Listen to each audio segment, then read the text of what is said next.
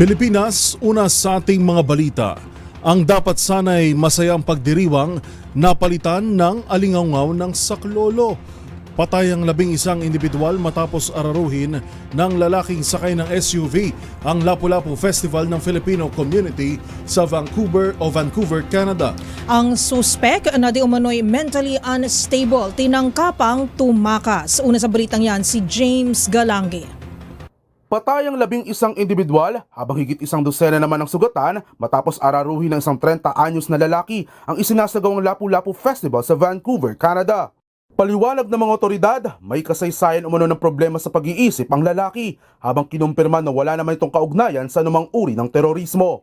Ayon kay Vancouver Interim Chief Constable Steve Ray, maituturing naman umanong darkest day sa kasaysayan ng kanilang syudad ang nangyaring insidente. Sa panayam naman ng DZRH kay Ting Katura, ang Filipino community leader sa Vancouver, sinabi nitong karamihan sa mga nasawi ay mga Pinoy, habang mayroon din na ibang lahi na kasamang nakisaya sa naturang pista. Hindi pa nasabi, pero majority Pilipino kasi majority yung nagpunta doon ng festival is mga Pilipino. Pero marami din mga ibang lahi, mangilan-ngilan na nakisaya kasi mga kaibigan nila Pilipino, at saka iba naman is maganda yung experience nila sa Filipino culture kaya nagpunta sila doon.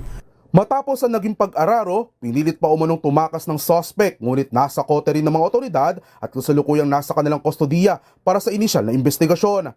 Dagdag pa ni Katura, bagamat wala pang kumpirmasyon, sinabi rin nito na isang Vietnamese-Chinese national ang suspect at may criminal history na din sa kanilang lugar. Sabi sa police, pero hindi naman malinaw, pero may mga nagbanggit na Vietnamese Chinese ang ano niya. Tapos dito na siya sa Vancouver lumaki.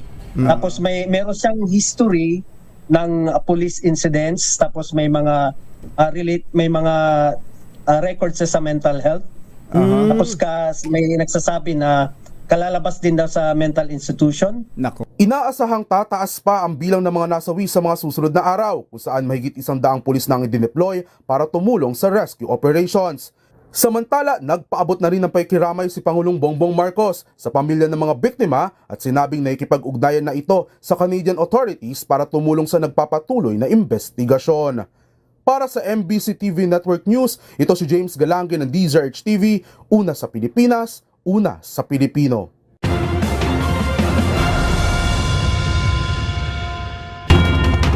Sa kaugnay na balita, nagpaabot ng pakikiramay si Pangulong Bongbong Marcos sa pamilya ng mga Pilipinong naapektuhan ng trahedya sa Lapu-Lapu Day Block Party sa Vancouver, British Columbia, Canada. Sa inilabas na pahayag, tiniyak ng Pangulo ang pakikipagtulungan ng pamahalaan sa Canadian authorities upang maimbestigahang maigi ang insidente at mabibigyan ng kaukulang mga suporta ang mga biktima at pamilya ng mga ito. Partikular na inatasan ng diplomats at staff sa Vancouver para sa agarang tulong sa mga biktima. Nanawagan din si Pangulong Bongbong Marcos sa bawat isa na maging kalmado ngunit maging mapagmatyag.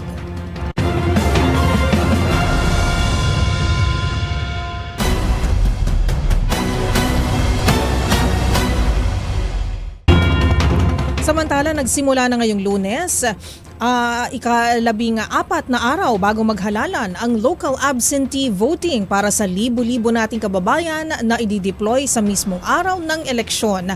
Ang buong detalye babalita yan ni Boy Gonzales. Pumarangkada na ngayong araw ang local absentee voting para sa mga magsisilbi sa araw ng eleksyon sa Mayo 12. Ayon kay COMELEC Chairman na George Erwin Garcia, nasa 57,682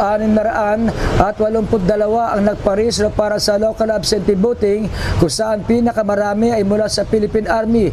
Sa mga tauhan ng COMELEC, higit sa 900 ang nakarehistro para bumoto.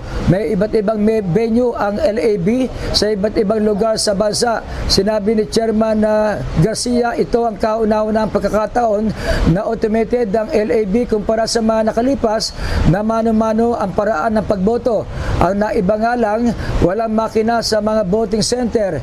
Itatago muna ng COMELEC ang mga balota at saka ito sabay-sabay na ipapasok sa makina sa Mayo 12. Lahat anya ay gagawin ng COMELEC sa main office sa Intramuros, Maynila. Layo nito na mas mabilis na makuha ang resulta sa LAB na dati ay inaabot ng ilang araw ang bilangan dahil sa mano-mano. Dahil local absentee ay mga kandidato sa pagkasenador at party list lang ang pwedeng iboto. Tatagal ito hanggang sa Abril 30. Para sa MBC TV Network News, ito si Boy Gonzales, una sa Pilipinas, una sa Pilipino.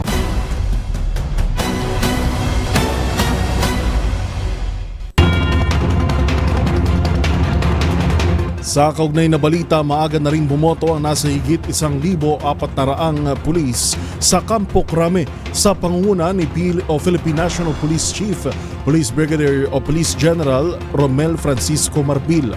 Masaya naman ito sa maayos at mabilis na sistema ng botohan. Narito ang balita ni Edniel Parosa. Nagsimula na ang local absentee voting ng mga pulis sa General Headquarters ng PNP sa Campo Crame, Quezon City. Pinangunahan ni PNP Chief Police General Romel Francisco Marbil ang maagang pagboto ng hanay ng mga parak na tatao sa mismong Mayo 12. Tumagal lamang ng 5 minuto ang pag-upo ni Marbil para pumili ng mga senador at party list group bago natapos dakong alas 8:26 ng umaga. Nang tanungin ng media, sinabi ni Marbil na magaling at maayos ang sistema ng una niyang pagsabak bilang local absentee voter. Ang gagaling ng mga pulis natin yung helping them sa election, and it will be more pagka na-replicate natin sa baba. Very organized. Aabot sa 1,471 mga tauhan ng National HQ, Command Group, Directorial Staff at National Support Units ang nakatakdang pumili ng kandidato sa Camp Crame. Ayon kay Marbil, bahagi ang mga ito ng halos 30,000 pulisya na inaprubahan sa hirit na makaboto ng mas maaga. Hindi, it will give us more time kasi talagang gusto natin talaga yung 100% yung mga pulis natin na duty po kami.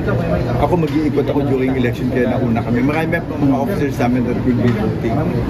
Tinanong ko sila, hindi lang sila sumubay sa atin. Bukas ang multipurpose hall ng PNP para sa local absentee voters mula alas 8 ng umaga hanggang alas 5 ng hapon ngayon at hanggang sa Abril 30.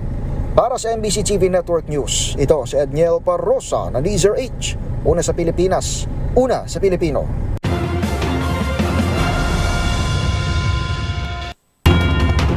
Wala ng buhay ng sikatan ng araw ang katawan ng isang 62-year-old na driver ng isang ride-hailing app sa loob ng kanyang sasakyan. Wala namang nakitang anumang senyales ng foul play ang forensics team na rumispondi sa biktima. Magbabalita si Val Gonzales. Matigas na ang katawan at wala ng buhay nang matagpuan sa loob ng isang kotseng ito ang 62 anyos na driver ng ride-hailing taxi. Natagpuan ng hindi pa pinapangalan ng lalaki, mainit ng sikat ng araw sa kahabaan ng Senador Miriam Defensor Avenue, Quezon City na dating Agham Road sa pagsisiyasat ng mga operatiba ng Scene of the Crime Operatives na OSOCO.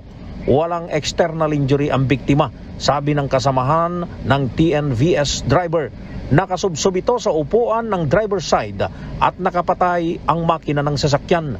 Ang hinala ng mga kapwa nito rider ay inatake ito sa puso. Ayon sa operator ng biktima, huling booking ng driver ay kagabi pa. Kilala na raw ito sa lugar dahil dito ito laging nagkakape. Nagsasagawa pa ng investigasyon ng SOCO para malaman kung ano talaga ang dahilan ng pagkamatay ng senior citizen na TNVS driver.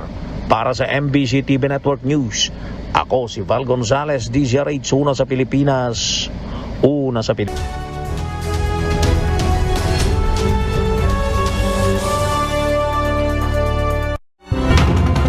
Pala sa tao dapat maging maingat para hindi manakawan. Kung hindi, pati na rin sa hayop. Ito kasi ang nakatutuwang tagpo sa isang beach sa Palawan kung saan nabiktima ang isang foreign tourist ng pagnanakaw na ang salarin ay isang baboy. Kung paano niya nakuha ang bag ng turista, panoorin sa report ni Dustin Bayog.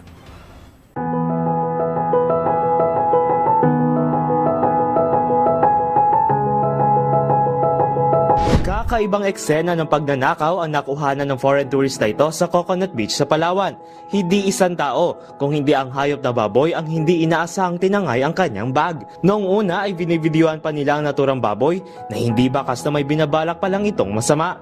At nung makalapit na ito sa babae na si Leah Powell, ay inamoy-amoy niya muna ang bag at saka kinagat at tatangayin papalayo. my bag!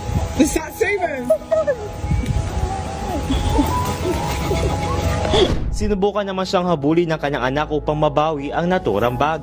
Sa huli ay nakuha raw nila ang bag, kaso nag-iwan na ito ng malaking butas at hindi na maaaring magamit. Ang video na yan ni Leah Powell ay nakakuha ng 4,000 likes sa TikTok na mahigit 50,000 views. Para sa DZRH TV, ito si Dustin Bayob. Una sa Pilipinas, una sa Pilipino.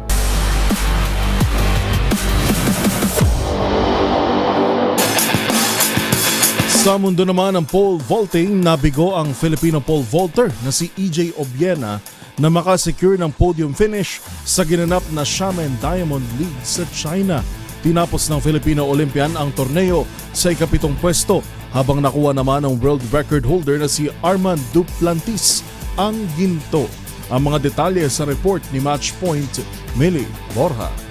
Nagtapos ika-7 pwesto ang Filipino pole vaulter na si EJ Obiena sa ginanap na Xiamen Diamond League sa China sa pagbubukas ng kanyang outdoor season nitong Sabado. Na-clear ni Obiena ang 5.62 meters sa naturang kompetisyon. Isang buwan, makalipas niyang magkampiyon sa Taiwan International Pole Vault Championship noong Marso. Samantala, nangibabaw pa rin ang kasalukuyang world record holder na si Armand Duplantis ng Sweden. Naitala ni Duplantis ang 5.92 meters upang talunin sila Emmanuel Carales ng Greece at Menno Vloon ng Netherlands. Parehong nakapagtala ng 5.82 meters sina Carales at Vloon, pero nakuha ni Carales ang silver via countback. Magugunitang bago tumungo sa China, nagsagawa ng training camp si Obiena sa Ayala Vermosa Sports Hub sa Cavite, kasama ang kanyang coach at ang pole vaulter mula sa Saudi Arabia ni si Hussein Alizam. Mananatili si Obiena sa China upang lumahok sa susunod na kompetisyon sa Shanghai Diamond League sa May 3. At yan ang mga latest updates sa mundo ng sports. Para sa MBC TV Network News, ito si Millie Borja ng DZRH TV, una sa Pilipinas, una sa Pilipino.